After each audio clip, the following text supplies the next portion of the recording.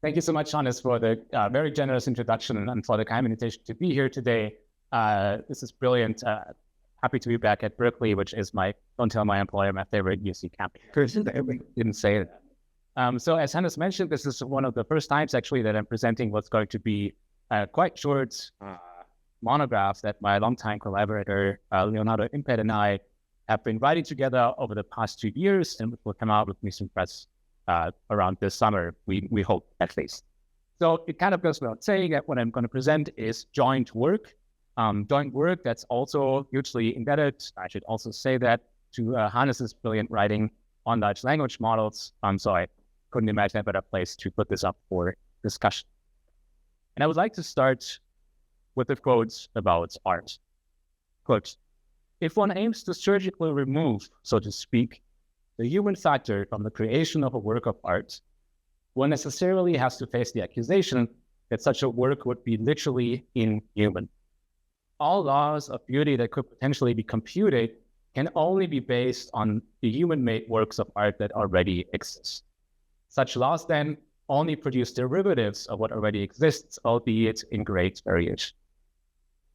I forwarded this as a tweet here because of it.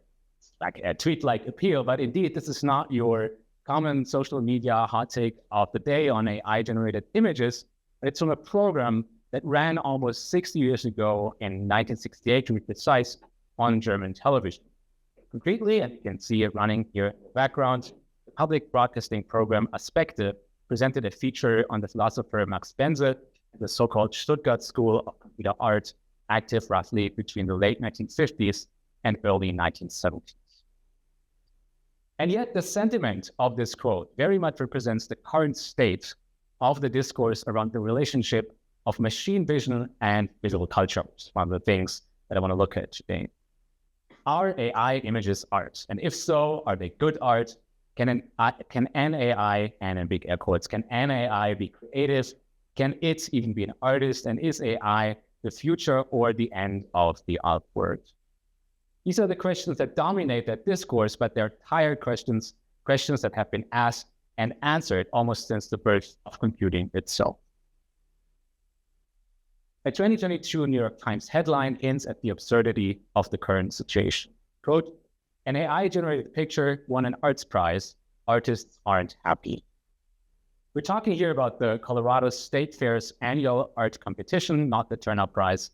And the artists are indeed unhappy, but not because the awarded picture is art or good art. In fact, it's now itself a historical artifact, right? We don't, if you ask a current generation image generator to do something for you, it won't have all these strange artifacts that have been so common and that these images are so well known for, have been so well known for.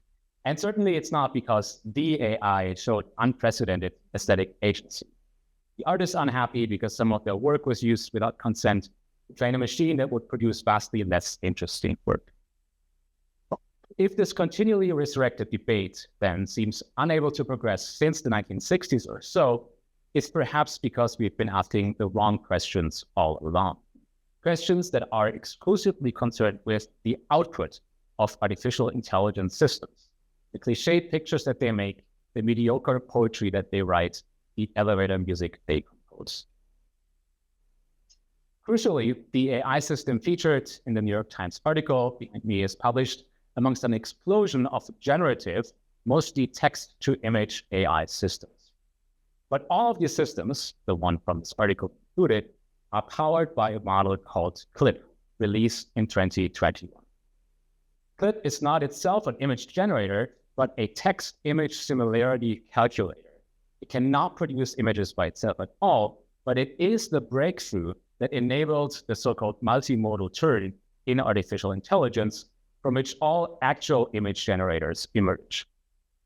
It's systems like CLIP then, systems that quietly work in the background and are yet informing, even determining which images can be made and why by those artificial intelligence systems that dominate the discussion, which I hope to address.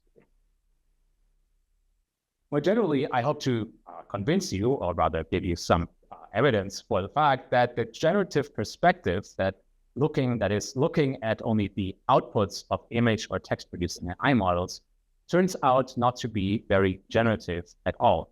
and is increasingly unhelpful in understanding and critiquing contemporary artificial intelligence.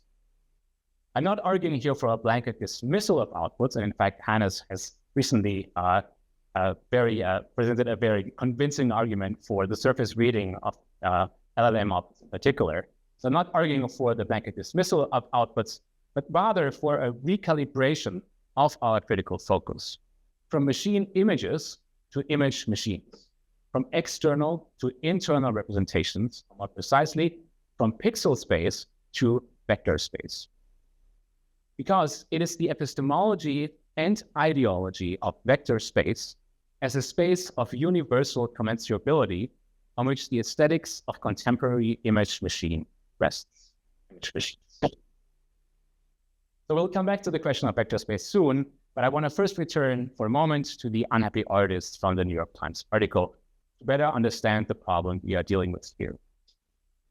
The idea of fooling a human jury, the article, serves as a kind of litmus test for artificially intelligent behavior. Computational mimesis. Our test for good intelligence is the same as our test for good art, the artificial passing as the natural. The modern roots of this computational mimesis must be traced back, of course, to Alan Turing's famous 1950 paper in which he proposes the imitation game, now better known as the Turing test, to tackle the question of whether machines can think. Humans cannot distinguish whether a human or a machine made this picture or wrote this poem.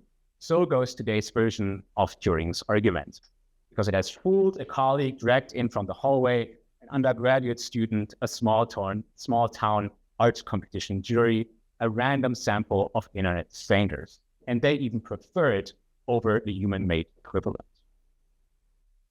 The default position towards cultural artifacts generated by artificial intelligence systems, in other words, stands almost exclusively in the shadow of Turing, to the point where we could describe any such endeavor itself as a trivial imitation of the imitation game taken too seriously.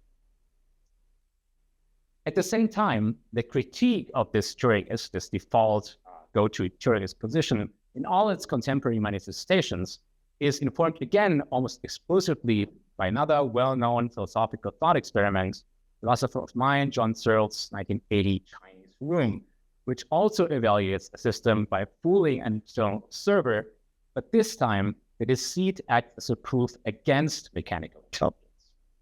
So very briefly, how does this work? Most of you will have seen this, so I'm going to give you just a quick run through Searle. An English speaker who doesn't understand non-European languages imagines himself in a room with a large dictionary of Chinese phrases and the appropriate responses. By following instructions in English, he can look up and produce appropriate responses in Chinese, fooling those outside into believing he understands the language. Consequently, this is Searle's point, the Turing test cannot be a sufficient measure of intelligence. The actual argument is a little bit more complex. It has lots of things to do with phenomenology, but this is the gist of it. Searle's analogy itself, unsurprisingly, stands in a long philosophical tradition. Leibniz had proposed a thought experiment in which a mechanical mill acts as a brain already in section 17 of the Monadology from 1714. Leibniz's thought experiment, in turn, can be traced back to the original Cartesian problem of the location of uniquely human faculties, which we can find almost verbatim again in Turing. In his refutation of the argument from consciousness, Turing quotes Jeffrey Jefferson, who claims that it is not sufficient for a machine to write a sonnet to be considered intelligent, but that it would also need to be able to relate internally to its writing, that it would need to, quote, know that it has written. Jefferson makes explicit that this expression is, of course, and it's not simply acting in parrot fashion. Jefferson makes explicit that this expression is, of course, a reference to Descartes' original argument that, quote, magpies and parrots can utter words as we do, and yet cannot speak like us. Most interesting, however, is Turing's response to this challenge. And this will actually catapult us right back into the present most large artificial intelligence models. Because Turing essentially argues that a dialogical form of examination, a viva voce in his terms, would likely convince Jefferson that the sonnet is understood rather than just repeated or in parrot fashion. This, by no coincidence at all, is exactly what large language models are asked to do to, at the same time, enhance and evidence their reasoning capabilities in an approach now widely known as chain of thought prompting. Now, Searle, of course, would have none of this, right? After all, to him, there would be no difference between one-off answers and entire chains of thought, simply because both would emerge from the same dictionary, the same book of transition rules.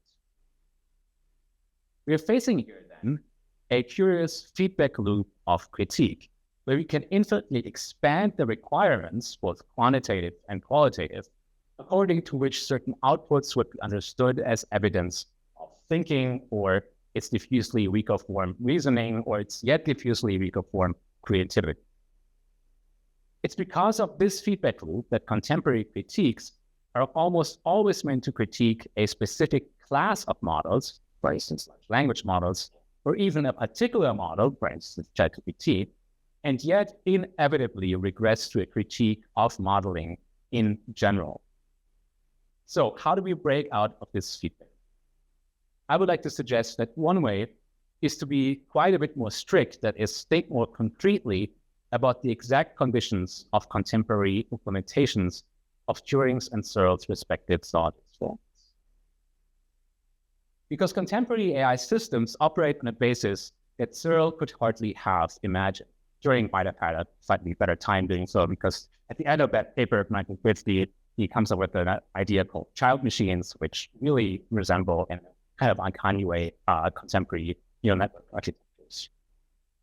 So a dictionary metaphor for the internal operation of such a system might be seen to have useful analogies to the rules-based AI systems of the last century, but not only are neural network-based language models rather different in their internal logics, the logocentric computer programs imagined by Turing and Searle are now swiftly becoming multimodal vision language systems. In Searle's thought experiment, the person in the room has no way to connect the symbols he manipulates to any sensory experience. Contemporary multimodal systems can effectively imagine what a word means by relating it to pixel values, kind of perverse embodiment in which language tokens are grounded in plausible light sensor values. Mediality then matters.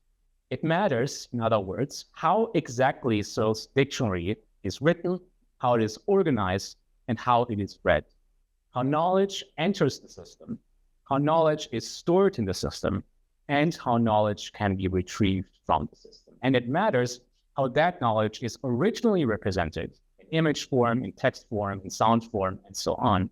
How it is represented once it has entered the system, and how it is represented when it is presented to us as a result or a solution to a task given to the system. Now, from a contemporary perspective, you might understand the unpopularity of this perspective in the context of an information economy where even the potential dangers of a technology serve as a marketing instrument. What historian of technology Lee Finsel calls greedy hype, and where polemics have to be countered with polemics.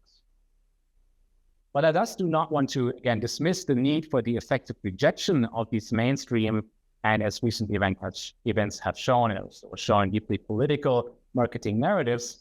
And while I also do not want to distract from the concrete exploitation of artists, of writers, of workers, first and foremost, taking place in the training and deployment of models, I'm interested here in this talk and in the book as well, in attempting to reconnect the socio-political critique of AI systems to their actual function. The inquiry is directed explicitly at the politics embedded within the internal logics of these machines. What ideologies, assumptions, and power structures govern the processes and representations that underpin?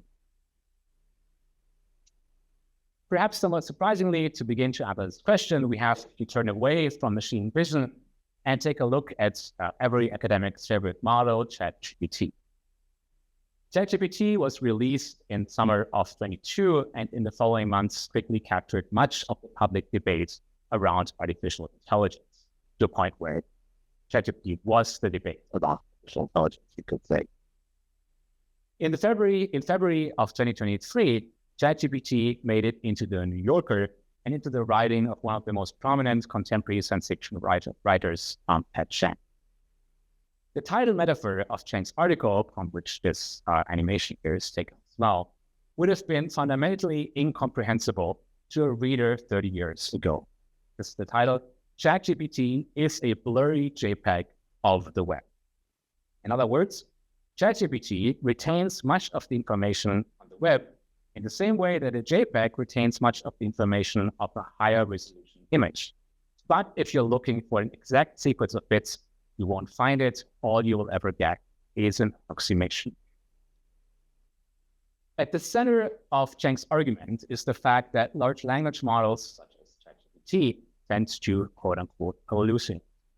The basic functioning relies on text completion, on finding the most plausible set of next words for a set of given words. As they do not have access to the web to verify the factual accuracy of such completions, they occasionally produce completions that sound factual, but whose true status is entirely coincidental. The most prominent example, perhaps, is the hallucination of references to academic papers that do not exist, but with plausible titles, journal names, authors, and so on.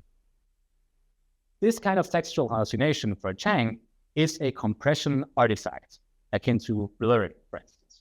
The model has to interpolate from incomplete, from lossy information.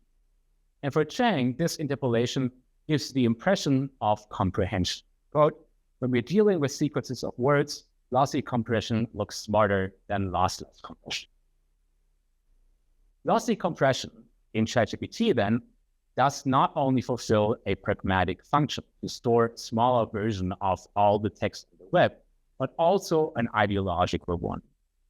ChatGPT appears smarter because it does not repeat things in a verbatim, that is, lossless way. Plagiarism masked by paraphrasing, such that the text produced by it seems new, even if it is new.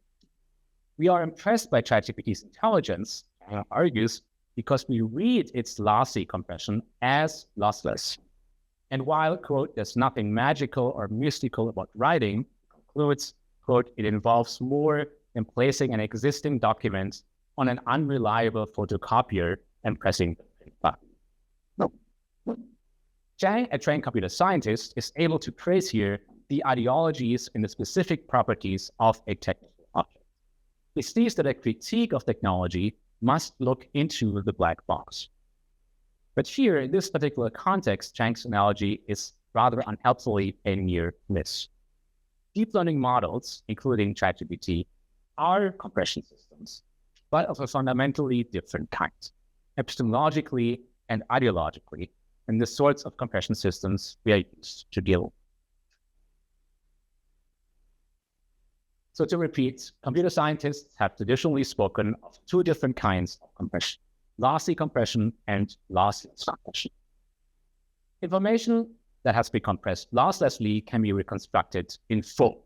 If you put files from your computer into a zip archive, you can, at least in theory, always get back to the full versions of these files. This is done by reducing redundancy at a statistical level, often by spotting identical sequences that reoccur and encoding them more efficiently. In image terms, an all-white image could be encoded by saving the color value white as many times as the image has pixels, or it could be encoded by saving the instruction repeat white as many times as the image has pixels.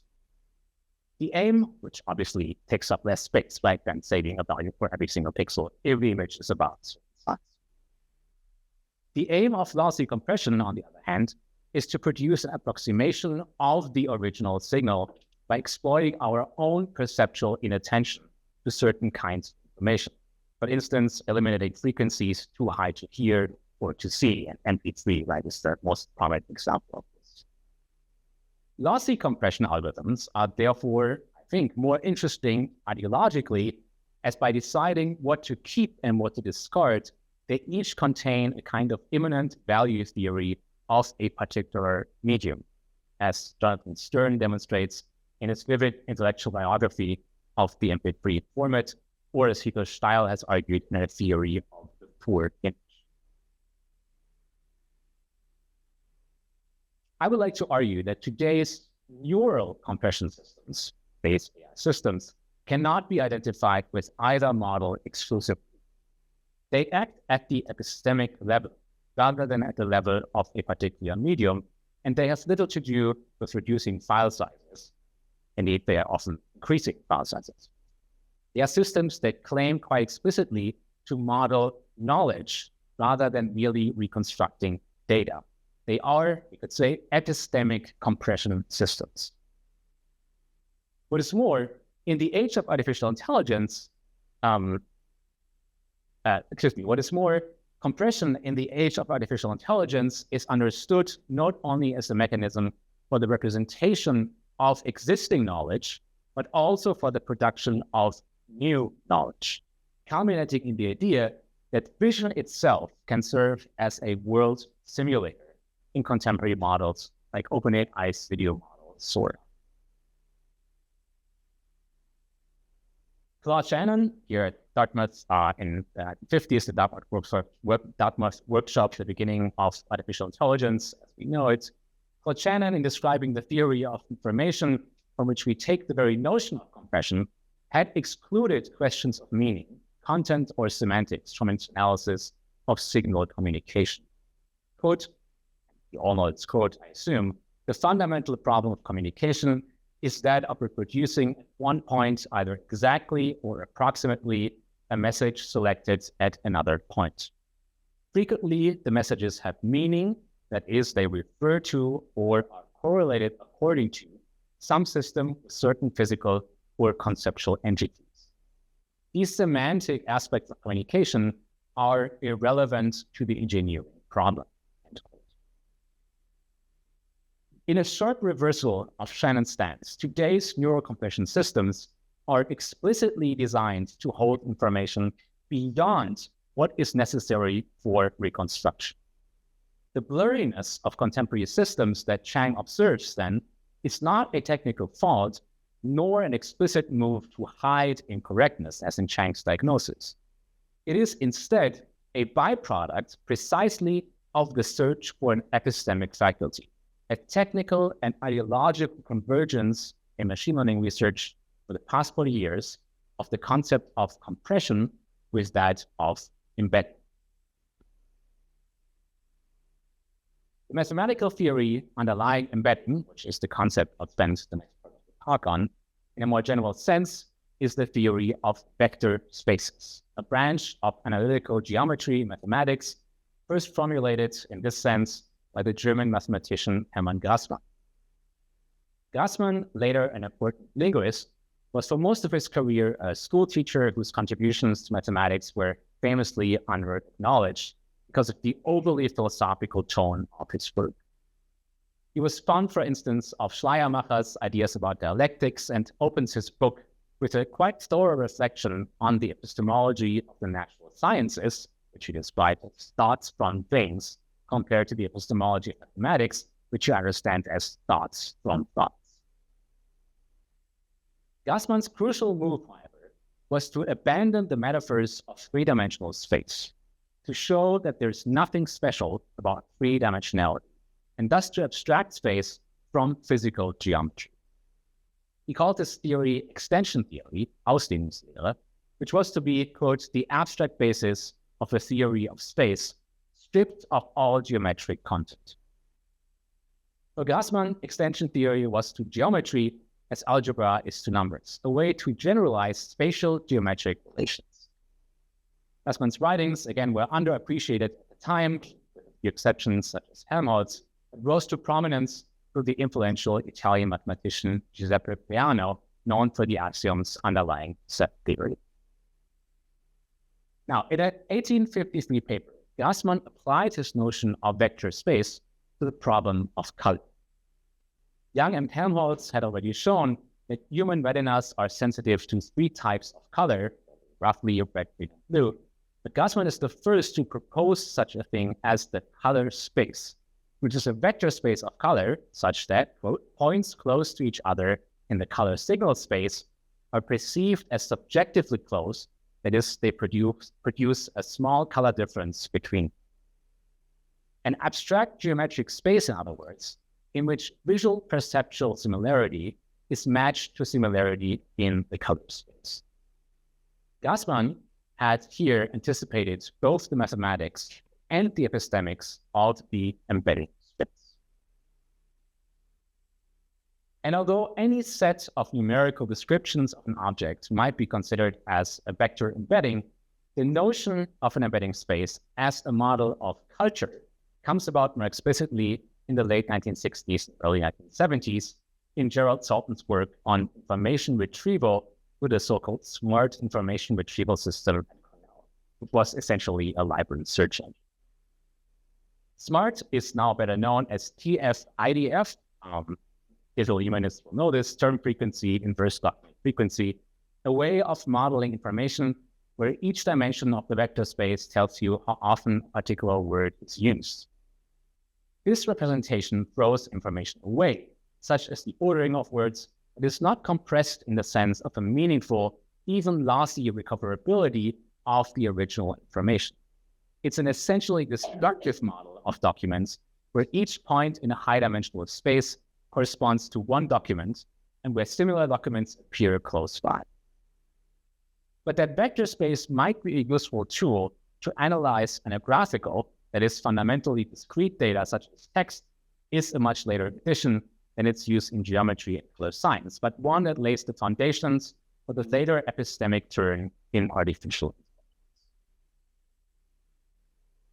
intelligence. Embeddings then have existed for some decades in machine learning and AI, but they became a hegemonic technical paradigm only in the 2010s. Turney had already suggested in 2006 that what he calls relational similarity might turn out to be an interesting measure of more than syntactic capabilities of vector spaces. It was also Turney who first proposed that the trope most amenable to the operationalization of relational similarity might be the analogy, which would go on to be one of the core technical metaphors of the embedded space. Mikolov et al.'s skipgram model, which you can see here on this slide, popularized the idea, however, that unsupervised language models could pick up analogies from raw text data. Now, how does this work?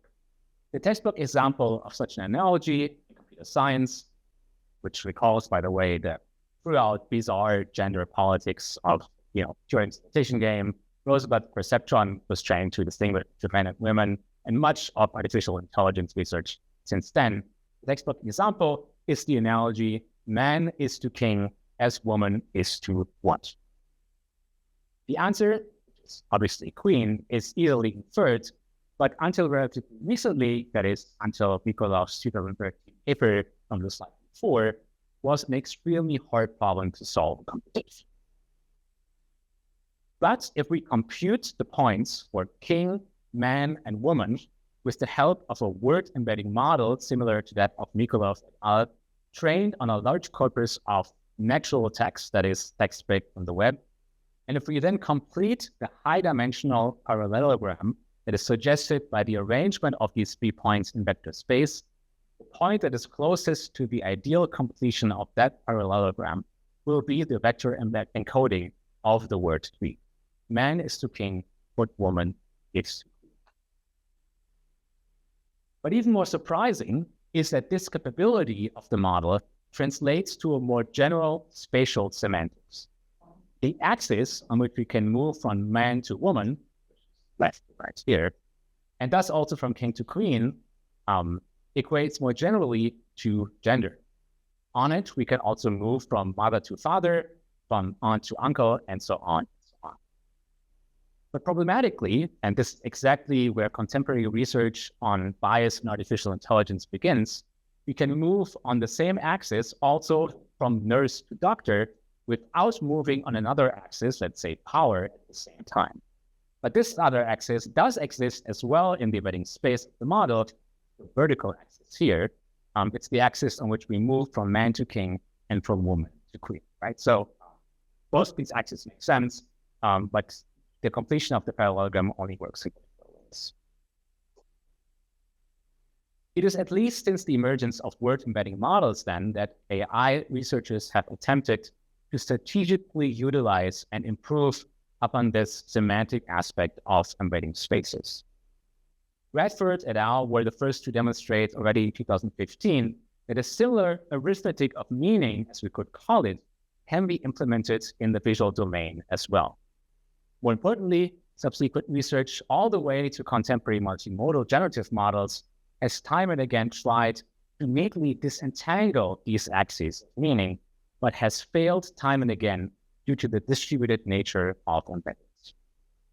And it's exactly this distributed nature that brings us closer, a little bit at least, to what I think is the ideological core of the vector space as a tool for modeling culture.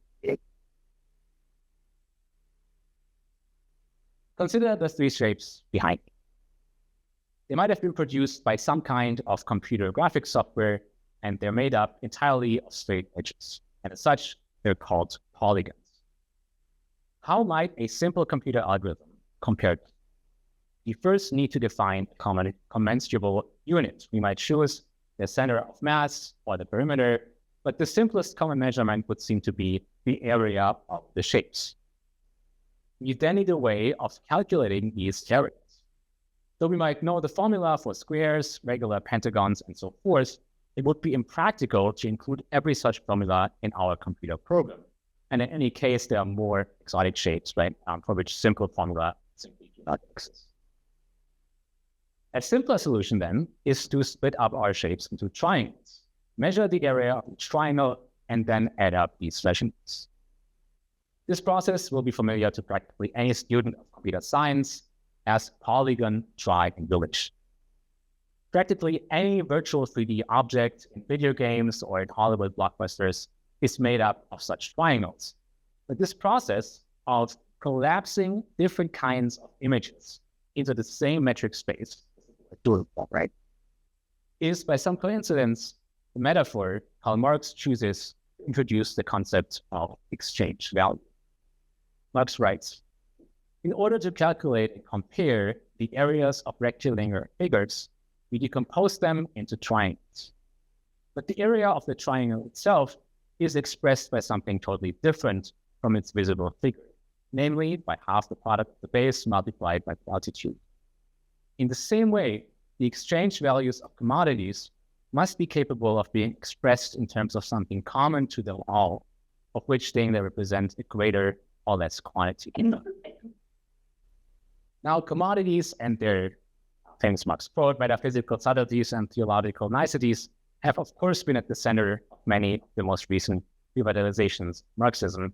And I bring this up here not to revisit or rehash these debates, nor to steer my argument towards recent explicitly Marxist critiques of artificial intelligence, such as Michael Spinelli's, for instance, or just in jokes, but to point out the fundamentally geometric nature of commensurability. Operationalization, as famously pointed out by Franco Moretti, reading P.W. Richman, means understanding a process as a definition. Length is nothing but the act of measurement.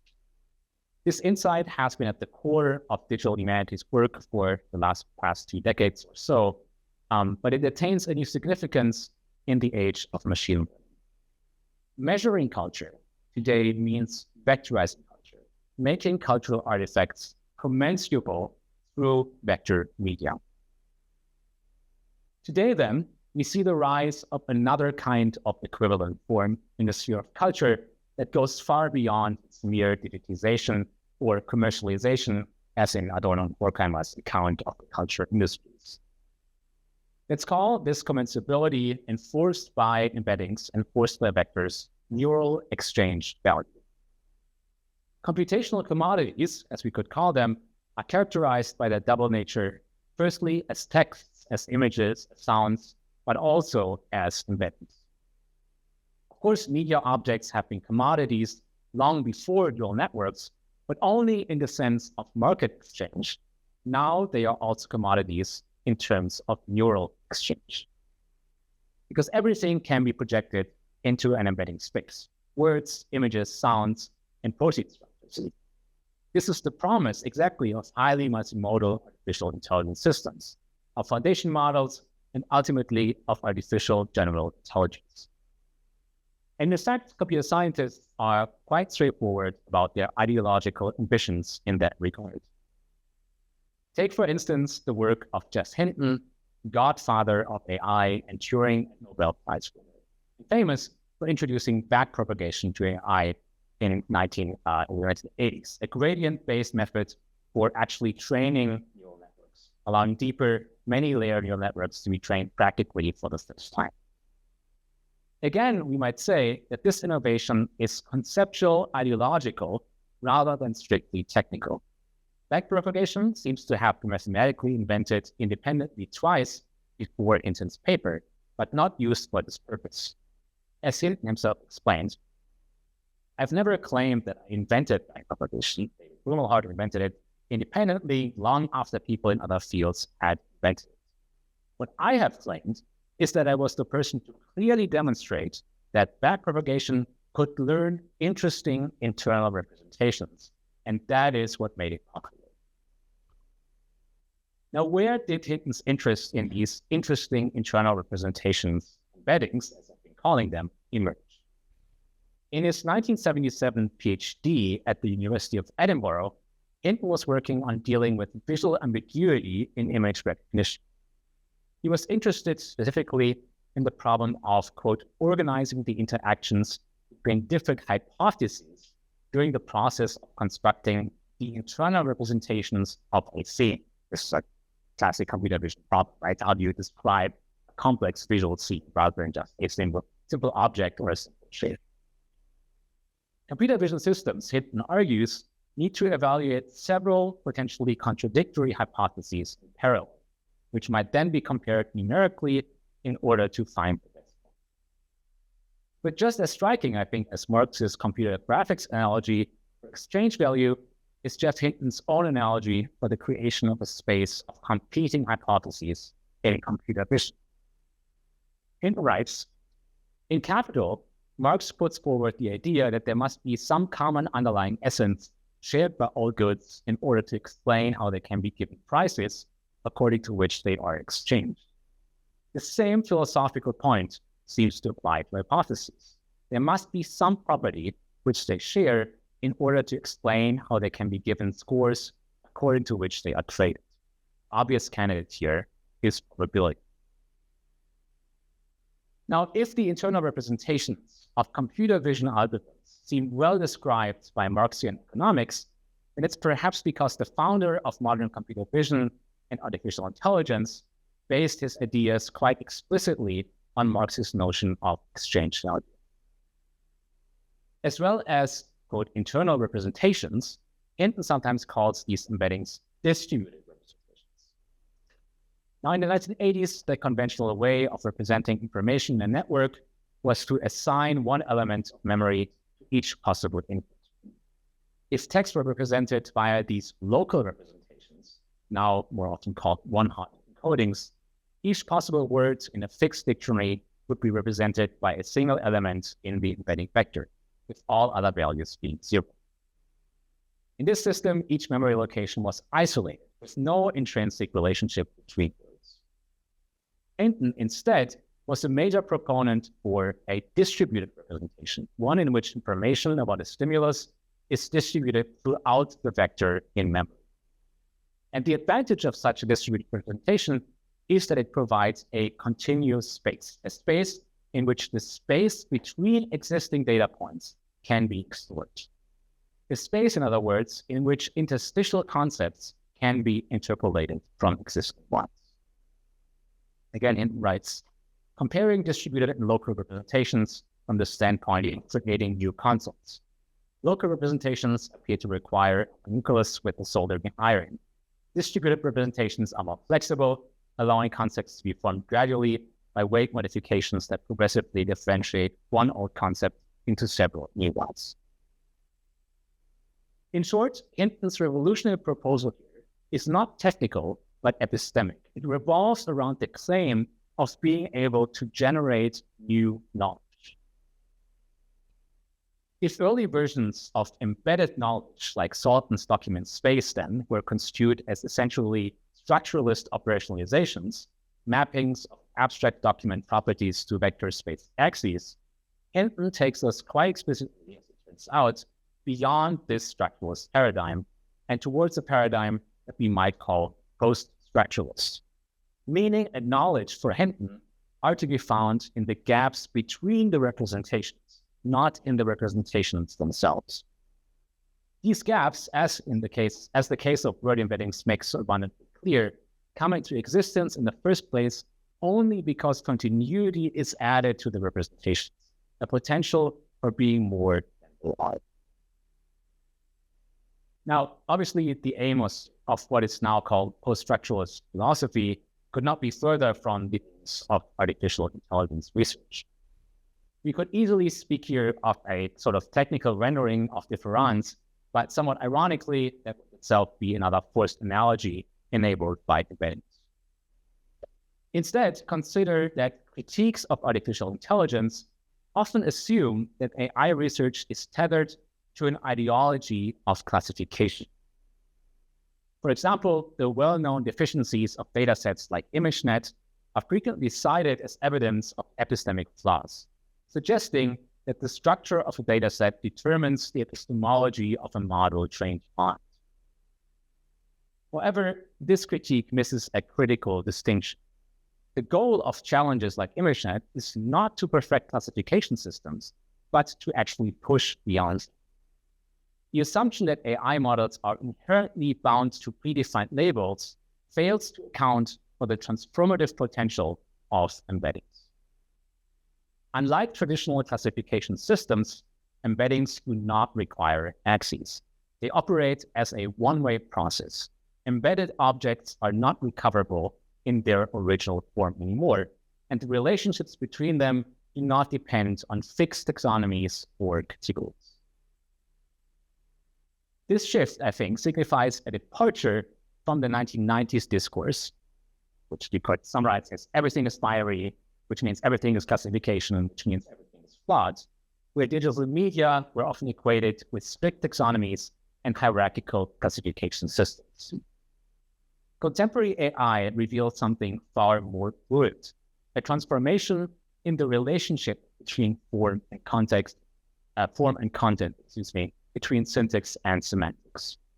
A fluidity reminiscent of the foundational architectures of Turing and von Neumann, whose great innovation was exactly to dissolve the boundary between data and code. If the media theory of the 1990s had to discover the computer as a medium in the first place, today's media theory has to grapple with the fact that all media are dissolved in the modeling of cultural artifacts with embeddings, a total media collapse that stands in stark contrast to the eschatological predictions dominating contemporary AI critiques. Now, Marx and Engels famously described the downfall of the bourgeoisie as inevitable. Capitalism produces its own great leaders. The optimism of historical inevitability now finds an uncanny echo amongst critical commentators of artificial intelligence, a language of inevitable fate. Terms like mode collapse and model collapse litter the discourse of AI, often invoked interchangeably by cultural commentators, although they refer to technically unrelated phenomena. Unfortunately, as we will see, these failures of AI do not mark its unraveling. Instead, they signal its deeper entanglement in the systems of production, moderation, and control. Mode collapse describes a failure mode of generative adversarial networks, where the generative model, in seeking to minimize its loss function, learns to reproduce only a fragment of the training data's distribution. It's a failure that reveals itself vividly. A model trained on handwritten digits might lose itself in the contours of the 0 and the 1, forgetting entirely the rest of the numerical spectrum. The collapse here is stark, catastrophic, and easily visualized, a narrowing of diversity to a single repetitive kernel. Model collapse, on the other hand, occurs when AI models are trained on data which includes the output of previous models, something seen as likely for models trained on large quantities of images or text from the internet. However, model collapse does not signify the dramatic implosion of AI systems that its confusion with mode collapse in generative adversarial networks suggests. Mode collapse represents a catastrophic failure mode where the system effectively ceases to generate meaningful diversity in its output, restricting itself to a narrow subset of its input distribution.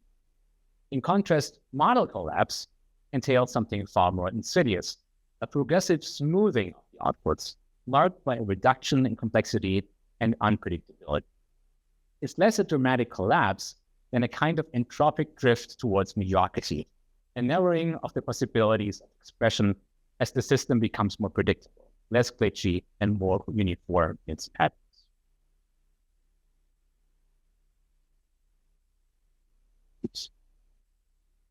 In technical terms, this can be measured as a reduction in perplexity, a key metric in language modeling that captures how well a model predicts a sequence of text.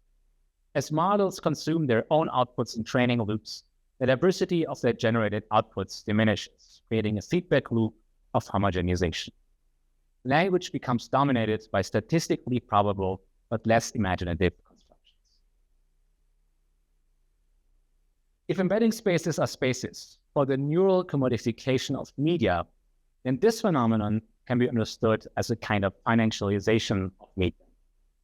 Just as financial markets have increasingly subordinated the natural economies of goods and services to abstracted systems of exchange, model collapse suggests that the embedding, the vectorized abstraction of meaning, comes to dominate over the natural form of language, images, or other data. The natural form becomes subservient to the exchange form as embeddings operate as a universal currency of meaning. Marshall McLuhan famously argued that media are always defined in relation to other media. A new medium is always an extension, amplification, or transformation of an existing one. Yet in the era of embeddings, this relationship is fundamentally altered. Neural networks are a kind of violent meta-media, capable of representing all media to the universal language of vector embeddings. Vector media dissolve all others. But at the same time, just like the constantly repeated inevitability of capitalism does discourage but not foreclose its critique, the omnipresence of the vector space does not mean that it cannot be grappled with critically or technically. In fact, one of the most critical openings I see is that the parallelity and fundamental incompatibility of vector spaces somewhat contradicts their claim to universality. The debate around foundation models has successfully obscured the fact that the centralization of model development is, just like the dissolution of culture into no exchange value, only ideologically but not technically consistent. At any moment, multiple models are competing with each other. And the market crash introduced by the release of the Chinese DeepSeek model tells us that this situation is unlikely to be resolved. There is, in other words, no unified latent space of culture, as Ted Underwood has suggested in one of the first popular critiques of vector space hegemony. Not only are individual models necessarily limited in their training data, there is, to stay within the analogy of exchange value, no gold standard and no currency exchange. Quite literally, investing in OpenAI means one can never invest in DeepSeek and vice versa. And even on the technical level, we can find many operational admissions of defeat. Skip connections, which exists in all large models, retain at least some media specificity, without which the model training would never converge. Large visual models have to develop their own emulations of media, which, for instance, allows the quite precise setting of photographic parameters, f-stop, lenses, and so on in image. It's more the same kind of conservation happens also on the architecture level, where smaller and older models are often integrated into the processing pipeline of a larger model. The specter of previous models in that sense haunts the AI systems of today. The significantly obsolete ImageNet-trained BGG19 model, for instance, is still responsible for the computation of the so-called perceptual distance between two images in many contemporary large models, which means that all problems of BGG are translated to the more contemporary models. It's due to these small pockets of technical specificity, these implementation details, that the ideology of neural exchange value begins to stand on shaky grounds. It matters, quote, where the model meets the machine, to speak with the historian of science, Stephanie Dick, because only here do we get the opportunity to speak of the machine's ideology and thus of the machine's epistemology and thus of the machine's politics concretely. Thank you.